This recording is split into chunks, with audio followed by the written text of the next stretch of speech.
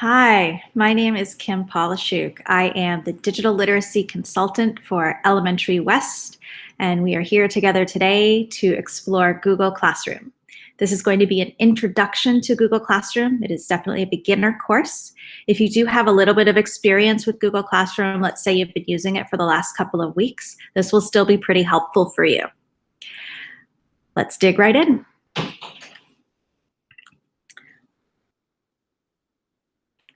I'm just going to share my screen so you can see what I'm doing. So we're going to explore Google Classroom. I want to assure you that everything we're going to cover in this time together is going to be included in this Google Classroom resource. I will have it linked for you below this webinar on the Digital Literacy Network site.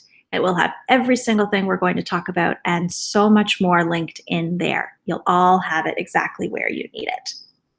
All right. The first thing I want you to do is watch.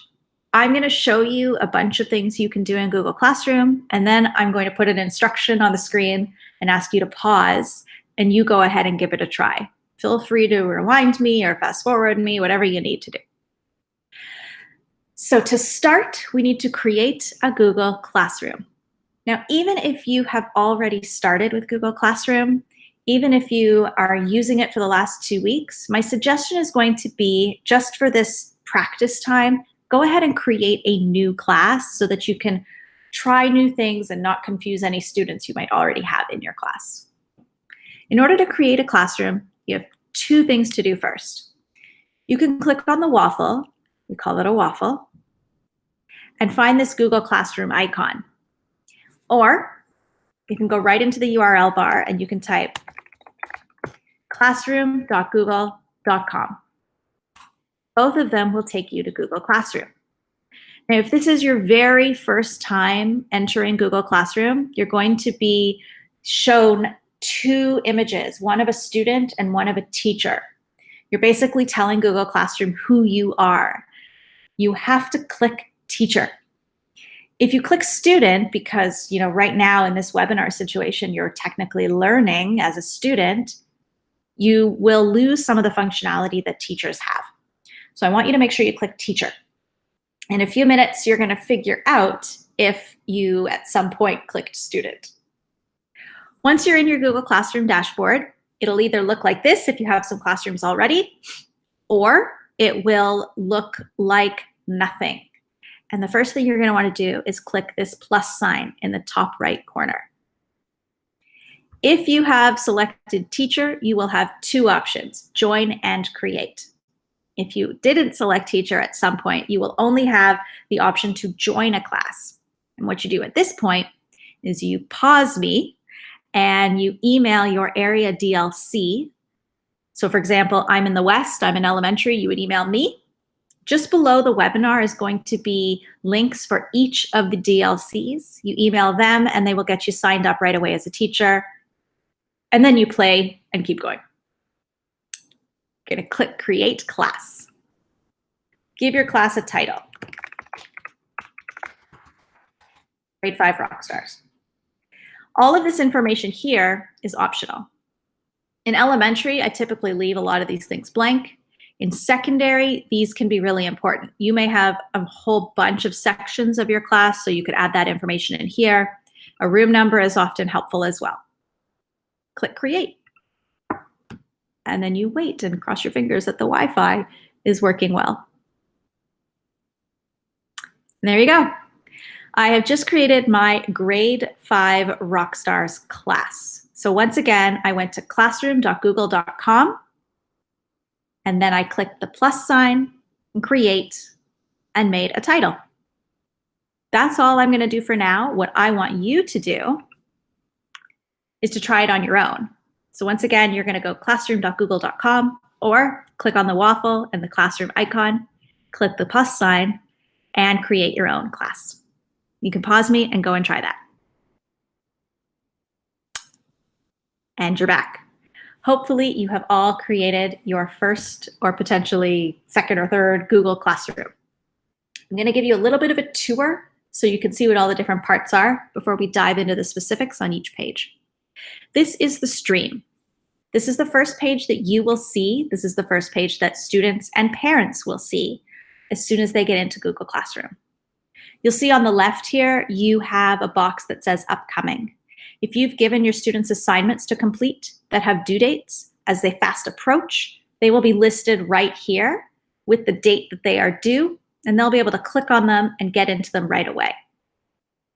They'll also be able to click View All, as will you, to see all of the work that's coming up.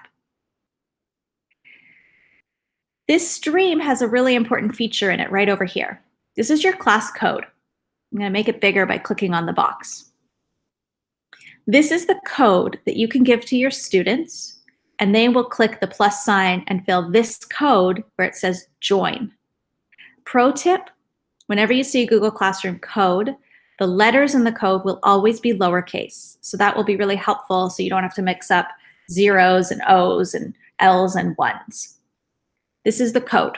Now, for students in grade 5 and up, all the way through grade 12, maybe even grade 4, this is okay. You can send them this code maybe through email, or you message it to the parents through Edsby, however you're gonna get them this code. They can go in and type that.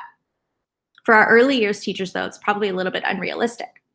There's going to be a way for you to add your students for them, and I'll show you that when we get to the people page. The other thing that we have at the top here is a cog. This gear will give you all of the settings for this Google Classroom. In the pancakes, you see a theme? The pancakes will give you settings for the entire Google Classroom app. This cog will set them up for the specific class. When you click on the cog, you see your title. You can change it if you want right then and there. I'm going to scroll down. Because this is a beginner session, we're not going to get to focus on everything. We are going to focus on the general settings right now. Here you have your class code. We just showed you that. You have a few options with your class code. You can display it. You probably won't be using this option too much. This is really for in a classroom. If your kids are sitting in front of you, you could display it nice and big on the whiteboard. You can copy the code. So if you needed to copy it, paste it into an email to send off to your students. You could reset the code. So for example, if you need a new code because the letters don't look right for you, you could just click reset and you'll see in a second it's going to change. There you go. And the last option is to disable. If you have all your students in your class and you don't need that code anymore, you can go ahead and click disable. You don't need to let other kids in. And if you ever need to start it again, you just reset it and you're good to go. The next feature in the settings gear is the stream. Students can post and comment is the first option you have. You're going to see as we go through Google Classroom, there's going to be various places for your students to contribute their ideas. And some of those places are called comments. That's what they think in reaction to a post that you create. If you find that students are commenting a little bit too much, especially right off the bat with younger kids, they will find it's easy to be really silly, and you'll see a lot of comments that say, hi, hi, hi, hi. That can get a little annoying. So you can choose this bottom option if you want. Only teachers can post or comment. If you want your students to be able to comment, which can be really helpful, they can share ideas with each other, they can ask each other questions, then you can try this middle option. Students can only comment. I would recommend for elementary students to avoid students can post and comment, because then students can actually create the initial post as well, which you're going to see in a few minutes. So this is a helpful option to select. This option right here, classwork on the stream. It's a little hard to explain this right now. You don't really have the context for it. So I'll do it now, but I'll cycle back to it again later. When you assign work in the class work page, which we're going to spend the bulk of our time doing in this hour, you can have those announcements or those notifications also appear in your stream. So you have to decide how much of those notifications do you want to show. Do you want to show everything? Probably not. It's a bit too much. It'll be too congested. Do you want to show condensed notifications? A lot of teachers and students like this. So it's like, hey, just so you know, there's been a new assignment posted in the class work page. Hey, your teacher posted a new quiz in the class work page. Or hide them all together. They will be trained, hopefully, at some point. They'll get into a routine where they know, I got to go into my class work page and I got to see what's new. So you can also hide the notifications and keep that stream page pretty simple.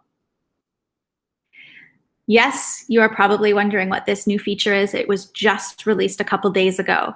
Google Meet is now accessible right within Google Classroom.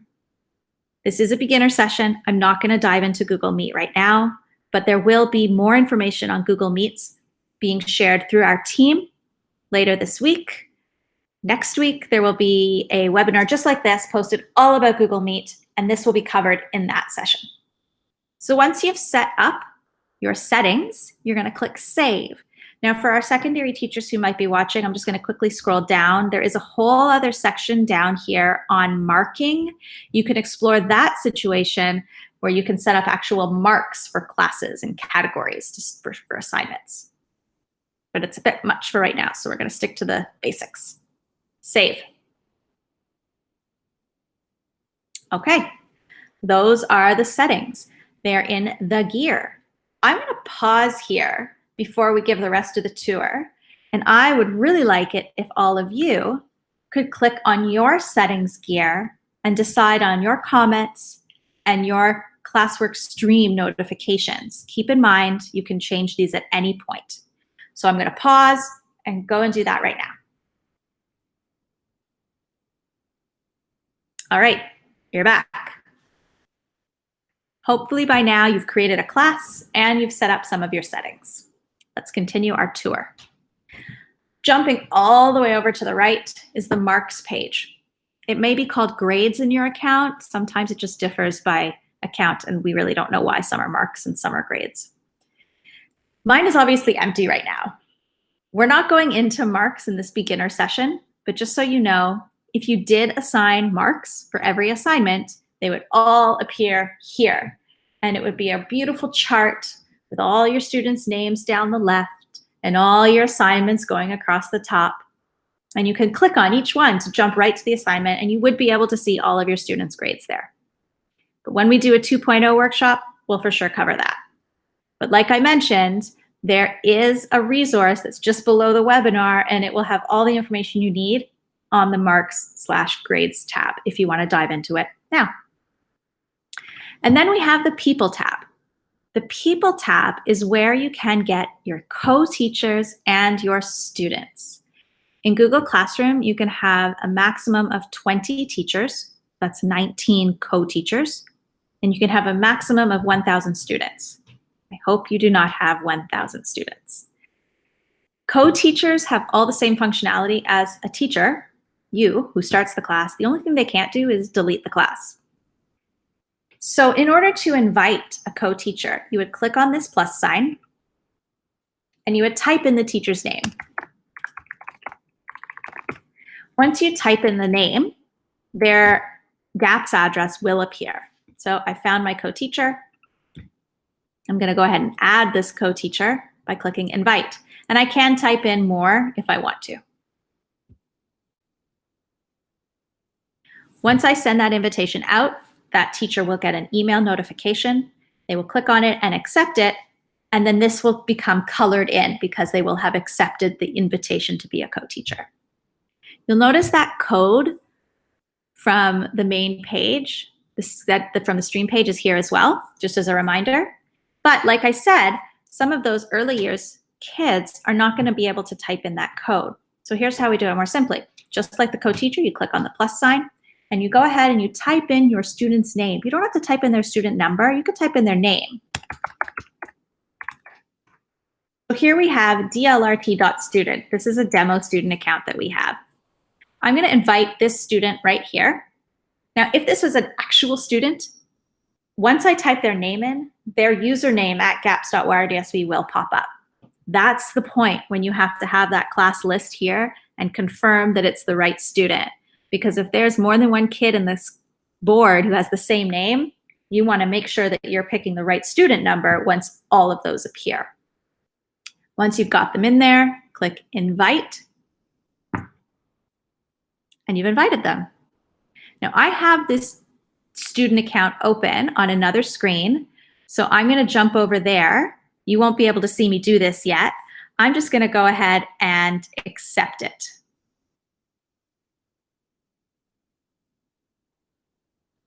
And what you're going to see now that I've joined it, all I did was click join.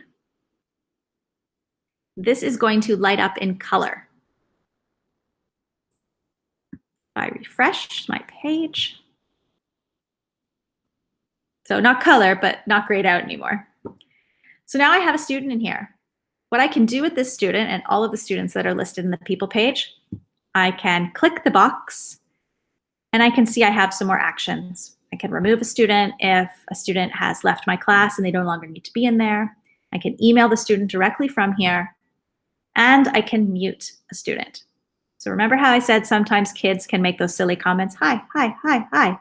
You can mute a student. That means they will no longer be able to comment on other people's posts, but they can still hand in all of their work. Whenever you're ready, you would come back to this page and you would unmute them the exact same way. That is the people page. We are going to do the same thing again. I want you to pause and I want you to try and invite one co-teacher, and I want you to invite a student, but not an actual student, because you see, teachers can be students in other teachers' classes. So unless you have a child who happens to be in the same district as us and you want to invite your child, my suggestion would be find a colleague that you can invite as a student just so that you can go through the motions of doing that.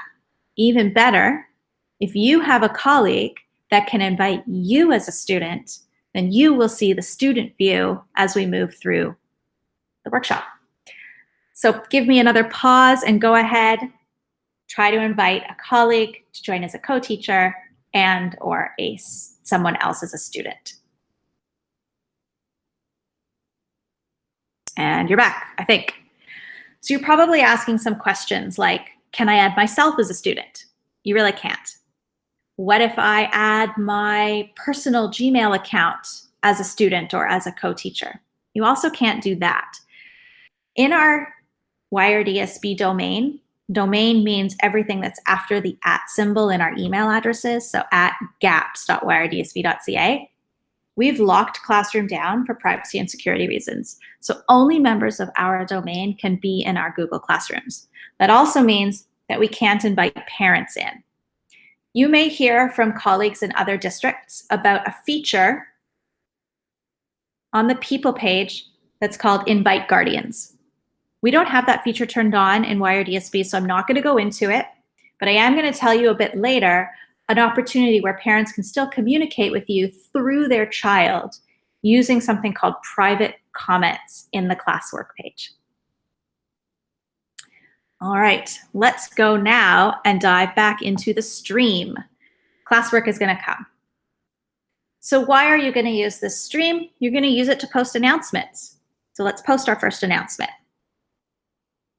I'm going to say, welcome to our class. Pretty simple. So what can I do with this announcement? First thing I could do is I can add some more details, some more information. If I click this add button, I have some options. I can link a file from Google Drive. Let's say I had a newsletter that I wanted to link in. I could do that right here. Or maybe a timetable. I can link to a website. If I wanted to send my students to the resources page on the Wired ESB site, I could link it right there. I can upload a file from my hard drive. Let's say I had an audio recording of myself and I wanted to upload that file so they could listen to me talk. I could do that. And I can link in a YouTube video. I can search right here and it will search for a YouTube video. Obviously, we want to make sure they're age appropriate and for school. And you can also, if you have the URL of a YouTube video, you could go and click on URL and just paste it in there. When you add it, it sits right below your text in your announcement. So now that I've got all that ready, I have to post it. So who am I going to post it to? When I click on this first drop-down menu right here, I can see all my different classes. If you have more than one class, you'll see them all there. You can decide to post to more than one classroom if you want to. So for secondary teachers who have multiple sections of the same class and you don't want to have to post it 5 different times, you can streamline it. Make one post, check all the boxes, and boom, they'll go out to every single one of your sections. Rotary teachers and intermediate, that's the same thing you could consider as well. You also have the option to differentiate. Now, I currently only have 1 student in this class, but if I had 30 students, I could say, you know what, this is a reminder. So let's say we're not in online learning and you had a field trip coming up. You could say, hey, remember to bring in your permission forms, but you don't necessarily need to give that reminder to every single kid in your class because maybe some of them have already returned their forms. So you could differentiate and you could only send that announcement to the kids who needed to hear it. Now, if you want to differentiate your posts, you can't post to multiple classes. So you either post to multiple classes and send it to every kid in the class, or you only post to this class, and then you can differentiate. When you are ready, you have 3 options. Here we have the post button, but right beside it we have the shark tooth drop-down menu. You can post it right away, you can schedule it, or you can save it as a draft. Let's say I'm not done. Save it as a draft. Great, perfect. It sits right at the top, saved announcements. I have 1. Another little shark tooth right there, another drop-down menu. When I'm ready to keep working on it, just click on it again. I could trash it if I wanted to. Just open it up. You also have the schedule option. When I click schedule, I can pick the date that I want this announcement posted. I can pick the time. In announcements, the default time is 8 a.m., which is perfect. It's a good time for the default to be, but you can change it to whatever you want. So I think this is fine. I'm going to post it right now. I'm going to post. Yep, students will see this post immediately in their streams. There, I've posted it. What I'm going to start doing now is I'm going to start showing you what I see and what the student sees. I'm just going to stop sharing for a moment and share a different way. Hi. Share my entire screen. Okay, so as a reminder, I am in my teacher account right now. When you see marks at the top, that's my teacher account.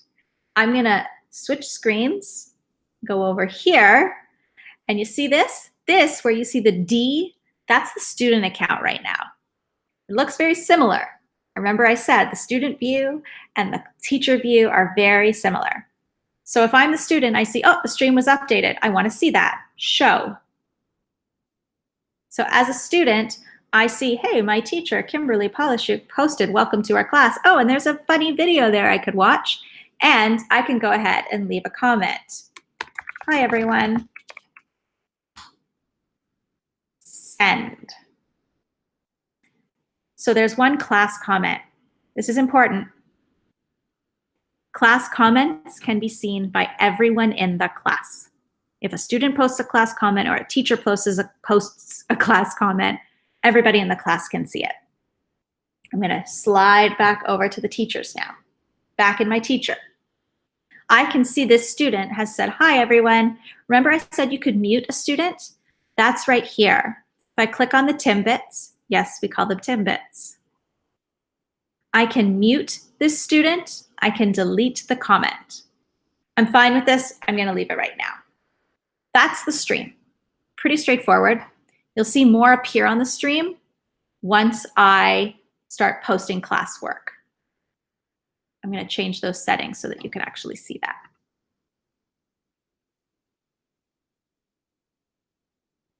All right, let's jump into the classwork page. This is the meat and potatoes of Google Classroom. This is where all of your work should be posted. I want to stress that. Please do not post work, things that you want your students to actually do and work on.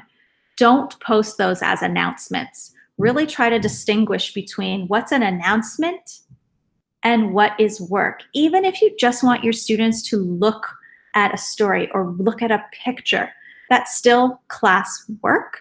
Stick it in the classwork page. All right, a quick overview of what do you see here.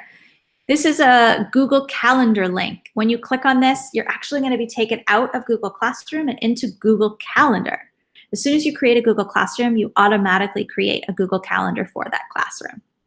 This is a beginner session. We're not going to dive into Calendar, but I promise in the resource below, it does go into that. You also have a link here to the Google Drive folder. When you click on that, it's going to take you directly into your Google Drive. The students have the same folder. It is crucial that you tell your students and yourself, try not to delete this classroom folder. It sits on your My Drive page. It's called Classroom, and you need to keep that folder safe and secure. I made the mistake before I started using Google Classroom years ago. I thought, nah, I don't want to use Google Classroom yet. I'm just going to delete that folder, clean up my drive. Mistake. I had to spend a lot of time searching through my trash, trying to find my classroom folder. Luckily, I did. Tell your students, don't play with the classroom folder. Don't go into the classroom folder. Google Classroom should be your students' home base, not Google Drive. And same for you. Whenever you want to access your students' work, ideally you're going through it through Classroom. If you need to, you can access it from your Google Drive. Let's start to create some things here. Here you have a create menu. You have a whole bunch of things you can create. Because this is a beginner webinar, we're not going to cover all of them. We're going to cover assignments and topics. Start with topics. I'm going to create a topic so that everything that I post into my classwork page has a place to go. My first topic is going to be today's date.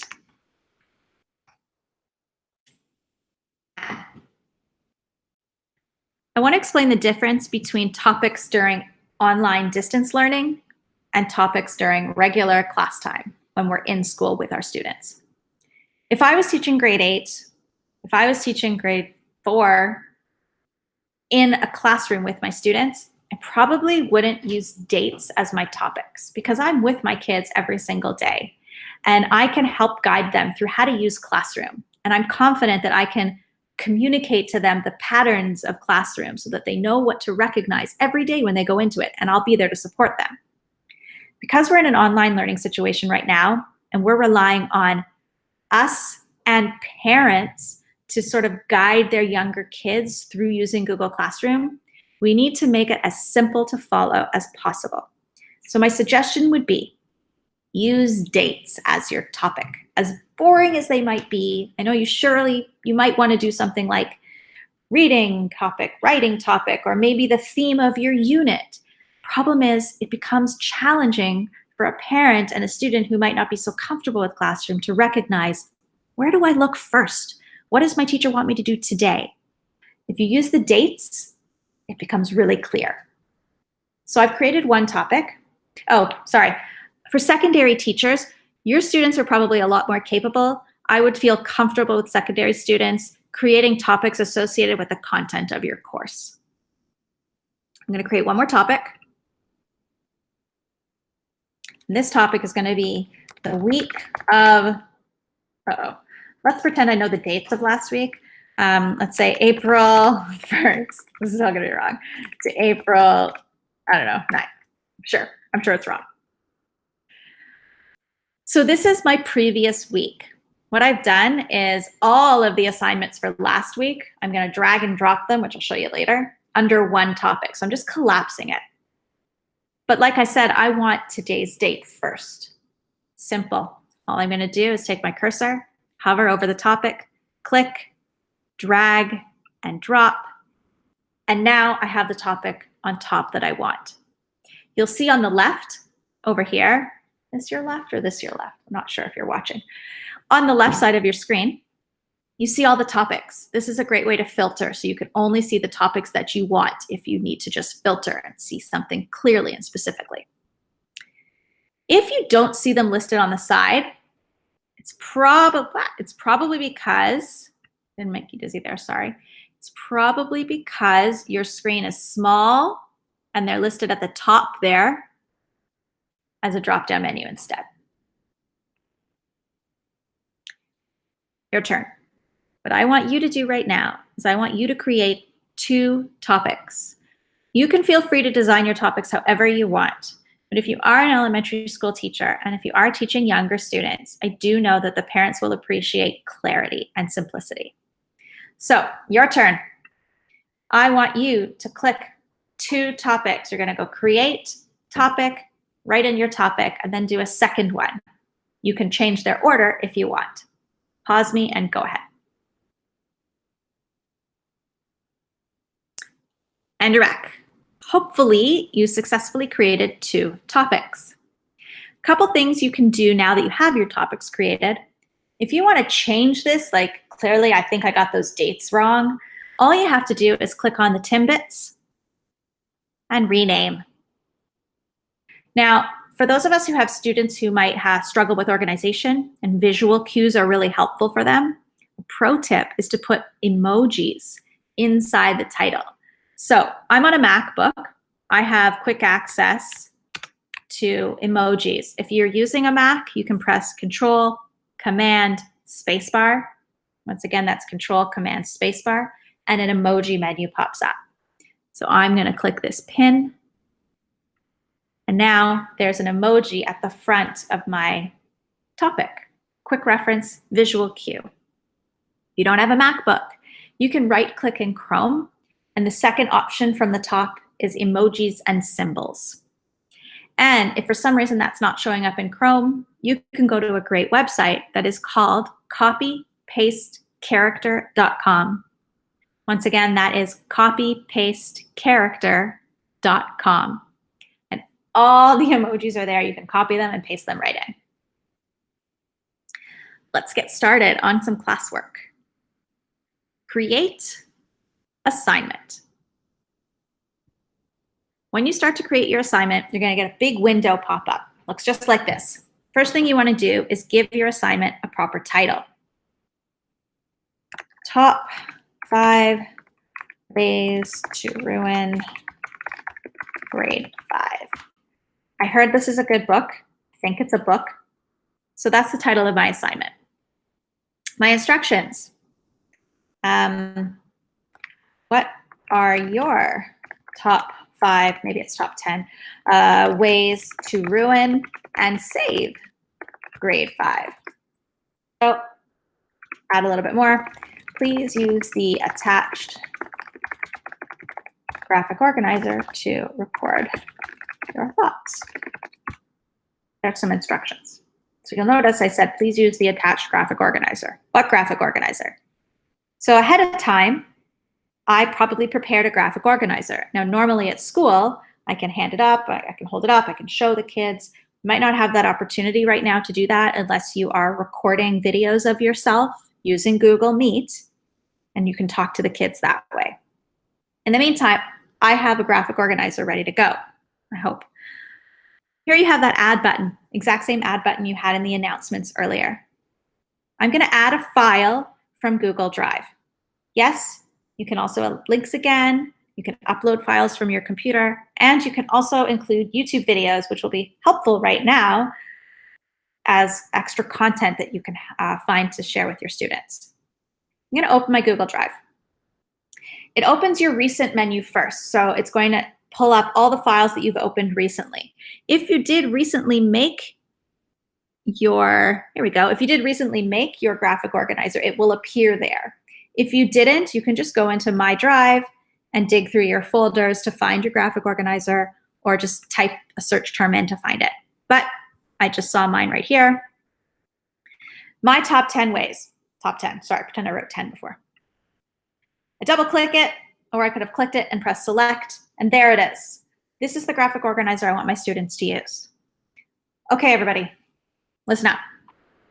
This is the reason why we love Google Classroom. Right now, I'm about to show you right now, so pay close attention. We can eliminate the photocopier. Google Classroom is like the photocopier in the sky. there are 3 things that I can do with this graphic organizer. And in this drop-down menu right here are my 3 options. The first option, students can view the file. This would be the equivalent of putting up a picture on your whiteboard and asking the students, look at that picture, talk about that picture, but you can't do anything to that picture. Just view it. Certainly you'll find reasons to do that. Maybe you just want to share with them a paragraph that you want them to read, or a picture like I just mentioned. Talk about this with your family. The second option, students can edit the file. I want you to imagine a mural paper, piece of mural paper on the floor, or a giant piece of chart paper on the wall. And you've given every single student a marker and said, go. So everyone can edit the file. Students can edit the file means literally every single kid is in the same file and they're all working on it together. Now, when you first think about that, that's like chaos, not even organized chaos. It's like, I don't want that. But there can be some circumstances where that would be helpful. For instance, let's say this wasn't a Google Doc. Let's say this was a Google slide. And let's say you had a question that you wanted your students to answer. And you had 25 slides, and every student had their name on the slide, and they knew exactly which slide to go to. Now you've got all 25 kids, and they have a space in the sandbox to play, and they can look at what everybody else is doing. You could do the same thing in a Google spreadsheet, give everybody a column, same thing in a Google Doc by making a chart. So there are going to be reasons why you might want that. But the best option is number 3.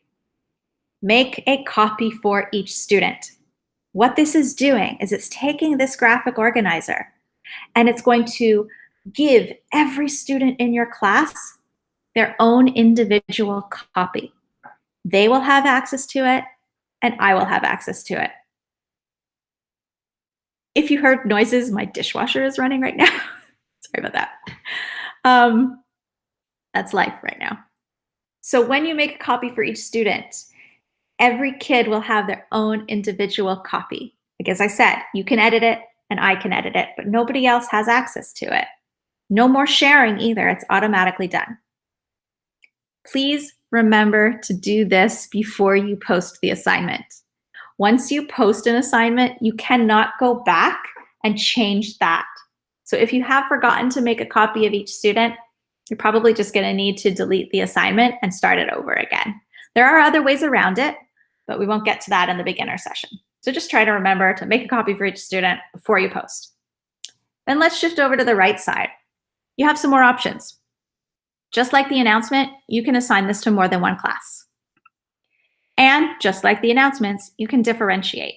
If you have an assignment that you only want 6 kids doing, if it's small group work, even in online learning, if you can differentiate it, you can just decide, I only want this assignment to go to these 6 kids in my class. And you don't have to worry, the other kids will have no idea. Only those 6 kids will know about it. But once again, if you try to post to multiple classes, you can't differentiate your students. So you have to make the decision what's going to work better for you depending on the circumstance. Secondary teachers, this part is going to be really helpful for you, the points. You can change what it's out of. It has to be out of at least 1 and up to 100. I don't know if you can go higher than 100. I've never tried it. But you can also change it to out of 4 if you wanted to do a level situation. I'm going to recommend elementary school students, if possible, leave it unmarked. I just clicked on the drop-down menu and I changed it to unmarked. You can change it later if you need to. But the reason I love Google Classroom is because it's so effective for providing students with descriptive feedback. You'll see why in a little bit once I post this assignment, but that's why I love it.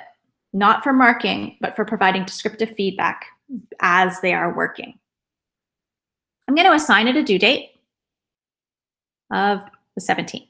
Now, unlike announcements, if you don't put a time, the default time is going to be 11:59 p.m. That may not be an issue, but it could be for some parents. If they are getting the email notifications that something has been posted, then they're getting it at midnight.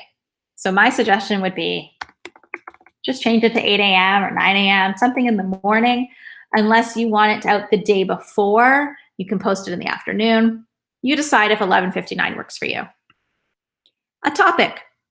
You'll remember that we all created 2 topics before. Those 2 topics are sitting right here. I'm going to file this assignment under April 14th. Now, when I post it, it will sit under April 14th. If I don't have the topic here that I want, if I wanted to create a new topic, I can do it right from here, create a topic, and boom. I don't have to do it from the main page. But for now, I'm going to put it under April 14th. If you're being a little bit observant, you've probably noticed that there is rubric and originality reports. This is a beginner workshop. We're not going to go into that, but they are great tools, especially the rubrics. All of it is explained in the tutorial that's sitting below this webinar. And you can, to be honest, it could be beside the webinar, above the webinar to the right. I don't know how the layout is going to work, but it's going to be somewhere around this webinar on the Digital Literacy Network site. It will go into rubrics and originality report. And when we do a 2.0 webinar, you'll get more information on that as well. Once again, I have a few options. I can assign it right now. I can schedule the draft, save the draft, discard the draft. I'm going to go ahead and assign it. So as it is working through the Wi-Fi, it's making a copy for each student. There it is. Here's my assignment. It is sitting under April 14th. If I didn't want that assignment there, if I wanted to move it, just like I move the topics, I'm going to click, drag, and drop. Now what you should know is, and I don't know if you can see this, students can only see topics if there's a published post underneath it. So you can create 17 different topics. They won't see them until there is an assignment underneath it. Couple different points before I get you going to create your own assignments. Let's say you now want to edit this assignment. It's posted, it's out there, the kids have it. I'll show you what it looks like in just a minute. And then you think, oh, I missed an instruction. No problem. Click on the Timbits, click Edit, and you're back in. And you can add more info here. But let's say you think after you've posted it, you know, I missed something in my graphic organizer. I forgot to include a writing prompt, or I forgot to include a question at the end. I'm going to go back in now and change my organizer. Doesn't work. You can go back in and change your template, but it has already been assigned to each of those students. It won't go in and fix their templates. So if you do need to fix something, you're going to actually have to go into each individual student's work and change it manually. You can get creative. You could post another assignment that's view only and have the kids copy it and paste it into their own assignment, their own template from before. There's always different workarounds. But just so you know, it's best to get that graphic organizer the way you want it right away. The other piece I didn't show you before when you're creating your assignments is this Create button. If you're not ready when you're creating your assignment with a graphic organizer, as sometimes we're just not that prepared, we just don't have it ready when we're making the assignment, you can click this Create menu and you can create the graphic organizer right from this menu. All right. It's your turn. What I want you guys to do is I want you to go ahead and make your own assignment. Remember, make a copy for each student before you post it. And you probably don't have a graphic organizer just lying around. So use that create option. Just create something simple. It doesn't even have to have anything on it. It could just say, write your name, something simple. It could even be blank.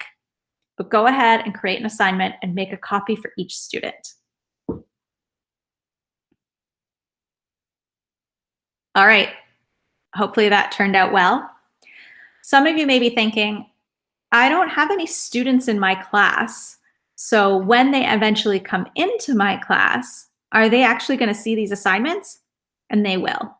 As soon as you add students into your class, they will get everything that they need, even if it was posted before they arrived. So let's take a look at what that looks like from the student's perspective. I'm going to shift my screen over here, and you see now the stream was updated. So the student gets a notification, show. Now, this is when you're going to start to get that context about those settings in the settings gear about what notifications do you see in the stream. In my stream, my welcome post was just pushed down. And now I have an announcement. Well, it's not really an announcement, it's a notification. Kimberly Polishuk has posted a new assignment. So my students are notified, hey, there's a new assignment. Or my parents are notified, oh, new assignment. She can click on it right here and access it. Or that could just be notification to go into the class work page. And all classwork will be viewed here. Refresh. There it is. Got scared for a second. Got it. So here's the topic. You'll notice as the student account, I only have one topic. I created two, but because there was no announcement, no assignment underneath the other one, I don't see it. So as a student, here's my assignment. I click on it one time, it drops down. What I have here is the instructions. I have it assigned. I have a due date that's posted right there for me to see. And right here is my copy of the graphic organizer. I can open it right from here, or I can view more of the assignment. When I come in here, I see the instructions and the ability to send a class comment. Remember, everyone sees this.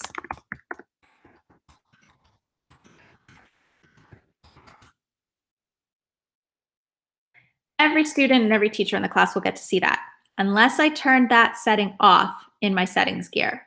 If I turned off comments altogether for students, there wouldn't be a comment box here as a student.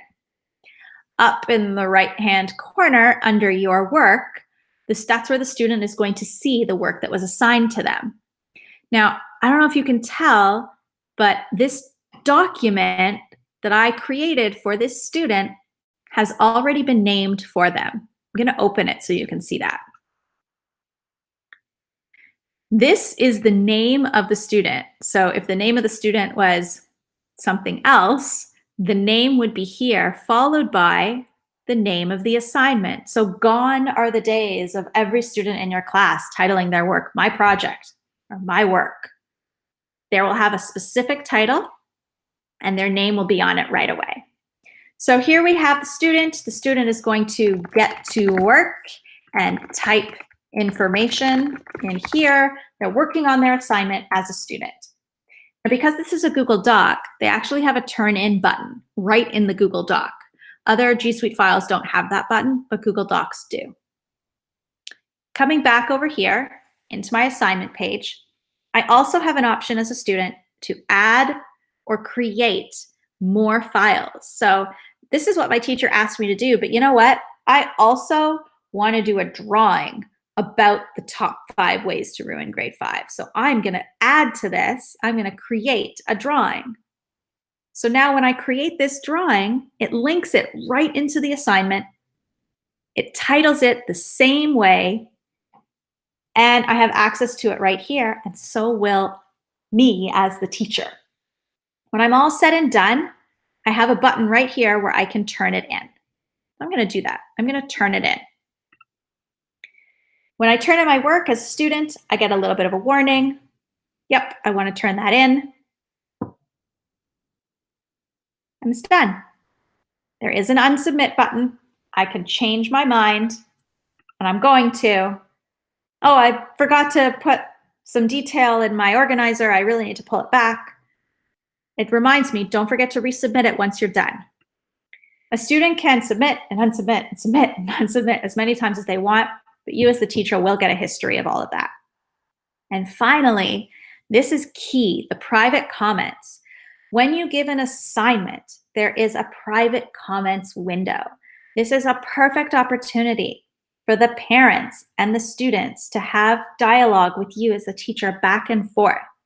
Nobody else sees these comments except for you and the student or the parent. So if I was the parent, hi, Ms. Polishuk,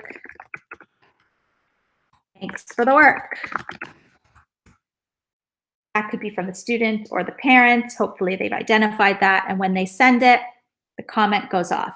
You can't edit your private comments. You can only delete them. So that's the student view. I'm going to travel back to the teacher side of things. Back as a teacher, I'm going to go ahead and click on this assignment. I can see 1 has been assigned and 0 have been handed in. If I had 25 students, these numbers would differ. When I go into the assignment as a teacher, this is where the power lies, as I mentioned, about descriptive feedback. If I had 25 students, I would see all of their work right here, and their names would all be listed down the side. Now you'll notice over here, right underneath DLRT student, I see a little bit of a comment. That's the private comment that that parent or student sent to me. So I can go ahead and click on this student's name. It opens up their assignment work and the private comment below. Hi. I can get them send them a private comment right back, and they'll get it on their end. In the student page, it will appear here in a few minutes. I didn't even have to refresh. So that's that private comment going back and forth, back to the teacher side. I also have direct access to the student's work. If I go back to all students, I'll see them all here. Now, I'm going to open up DLRT students' work. By clicking there, it opens up in a new tab. Now you're going to see a lot of information thrown at you on this page. And I'm telling you again, this is a beginner workshop. We're not going to dive into everything here for assessment. That would be in a 2.0 session, but it is all explained in the resource and you can dive into it there. Basically, what I want to show you is you have the ability using Google Classroom to get into your student's document while they are working. So here I see, oh, look, the student has been typing. I'm going to highlight this text and this comment button appears.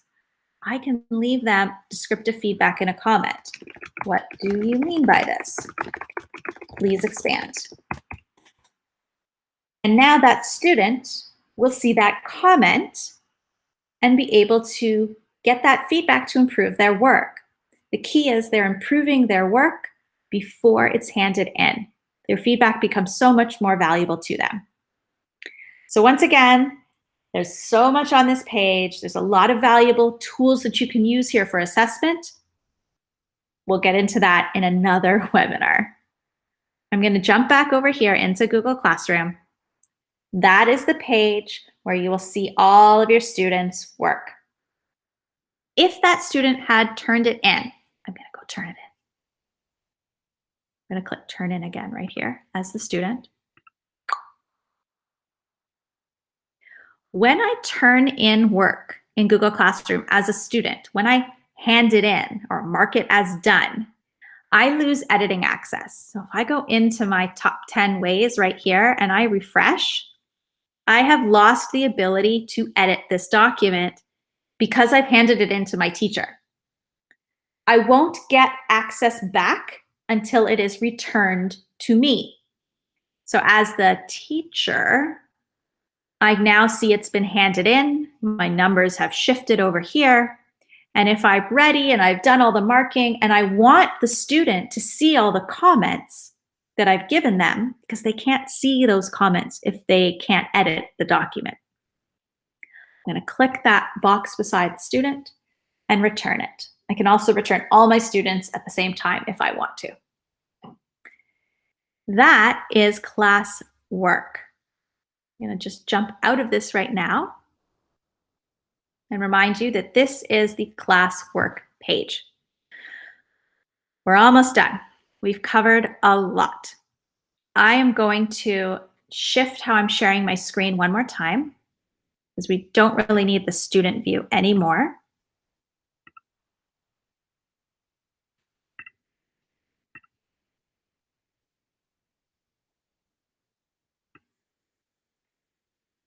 Great. Couple more things I want to point out to you. There is something called notifications. If you've already started using Google Classroom in the last couple of weeks, I'm sure you know exactly what I'm talking about. Every time a student comments, every time a student hands in their work, every time a teacher comments, Every time anything happens, you're getting bombarded with emails. So how do you fix that? Over here in the top left corner is the pancakes. When I click on the pancakes and I scroll right to the bottom, I'm going to see something called settings. When I click on settings, I now get into the settings for my entire Google Classroom app. So unlike the cog, where it was settings for just that individual class, these are the settings for all of Google Classroom. And mainly it's all notifications. If I don't want any email notifications, I can just turn them all off. Boom, no more email notifications from Classroom. During this online learning phase, I really don't recommend that. You're going to want to be notified when parents make comments. I'm going to turn those on. You can decide what you want notifications for. So if it was me, I'd be turning off comment notifications, especially if my kids are younger and they're just having fun commenting. But I would always leave on private comments on work. That way, if it sends me a private message, or if a parent sends me a private message through their student's account, I'm going to be sure to see it. If you have multiple classes that you are a teacher in, or even if you are a student in some classes, you don't necessarily want the same notifications for every single class. So at the bottom of that notifications page, you'll have class notifications where you can actually specify which classes do you want notifications for and which do you not. So I can just as easily turn it off. I don't want any notifications for that class. And you can change this whenever you want. That's notifications. The other amazing thing that you have in this pancake menu is something called the to-do page. You have this as a teacher, and the students have it as well. Now, I'm a student in other classes, so I'm going to have two to-do pages. I have my teaching one, and if I scroll down, I also have my to-do page as a student. As a teacher, if I click on that, it's going to be a little overwhelming at first because I see every single thing that I have to do, or in this case, mark in Google Classroom. All of my classes are listed here. That's too much for me. I'm overwhelmed just looking at it, and they're all fake assignments. So I'm going to filter this view to just see my current class. And now I see what I have to do for this class. I can click right here. It'll take me right into the assignment. I can also click right here or right here and just see that group of students. So I only want to see the kids who've handed it in, or I only want to see the kids who it's not handed in yet. I would click on that. Today I was asked the question, can I filter to see the assignments that I have assigned versus assignments that a co-teacher might have assigned? And no, I can't do that. I can only see all of the assignments for the classroom. Just the same, students have it, it would say to do and done. It's a really helpful tool if you can help your parents recognize that that to-do list is there to help their kids stay organized and figure out, what am I doing in my class? One other thing I want to show you, jumping back into Classroom. Oh, by the way, I don't know if you noticed that. I'm going to go to my dashboard. Here's a classroom right here. That's that join button. So remember way back at the beginning, I said if you type in the student's email address, they will end up with a join button. So all those early years students have to do is click join. I'm not going to join this yet, because I don't know if she wants me to join her class for real. Going back into this class, I also want to show you, as a teacher, you can get an overall view of a student. If I go into the student's page and I click on that student's name, I'll do that one more time so it's a little slower. Click on the people page and click on a student. What I will see here is everything that student is doing in this class. So all of their assignments just for this class will be listed right here just for the student. And I get some helpful information. I see the title of the assignment, I see when it's due, and I'll see if it's handed in, or if it's missing, or if it's late. And I see this right here. I see, oh, there's 2 attachments in this assignment. So that means there's the Google Doc that I sent them, but that means that student has also added something. And for me, the most important part is this bubble right here. That shows me, if I click on it one time, there has been private chat back and forth between me and the student. And I can continue that right here by viewing the details. It takes me right back into it. So again, that was in the people page, and clicking on a student, you get an overall view of the student. We're just about done. I'm going to take you back to the main classroom page. Let's say you have all these classes now, but it's not in the order that you want them. Just like you can move topics around and just like you can move assignments around, you can click and drag your classes. Just like a Rubik's Cube, you can put them wherever you want. You can also copy a class. This is a really helpful feature for secondary teachers. You click on the Timbits in the top right-hand corner. You can't really see them very well. That's where they are. In any class that you have created, you have the ability to copy the class right there. I can also edit it. It'll take me right back into my title, so I can edit it right from there again. And I have the ability to archive a class. You can't delete a classroom right from the classroom dashboard. Sort of like a safety measure, a fail-safe. But if I wanted to archive this class, I could do that. And then in my Pancakes, when I scroll all the way to the bottom, I don't know if you can see that. I'm not seeing an archive menu. I probably don't have anything archived right now. Let me archive a class here. I'm going to archive this classroom. I'm going to archive it. My students won't be able to make any changes anymore, but I can view this classroom in the archive. I've archived the class. It's not there. And now when I go into Pancakes, I'm going to see an archived classes option. I can go in there, and these are all the classes I've archived. Isn't that strange that it didn't show up before? I can restore the class if I want to. I can still copy it from here, and I can delete it from here. There's really no point in deleting a classroom. You have unlimited space, but if you don't like the clutter and if you just want to get rid of it, that's fine. Students will not lose their assignments. They will have all their work in their Google Drive. The last tip I want to give you is a pro tip. I like to be efficient. So if I was in Google Chrome and I thought, oh, I got to get into my Google Classroom, I got to do some work. I have to type in classroom.google.com, or I have to go to the waffle and I have to go here. It's just too many clicks for me. So instead, what I'm going to do is I'm going to open up my classroom and I'm going to bookmark it. I'm going to click this star and I'm going to save it to a folder that I have created on my bookmarks bar. Once I've done that, I can now be in Google Chrome and think, oh, I got to get into my classroom. I got to do some work. Click in my folder. Here's my classroom. And boom, I'm right where I need to be. You can also bookmark your to-do page.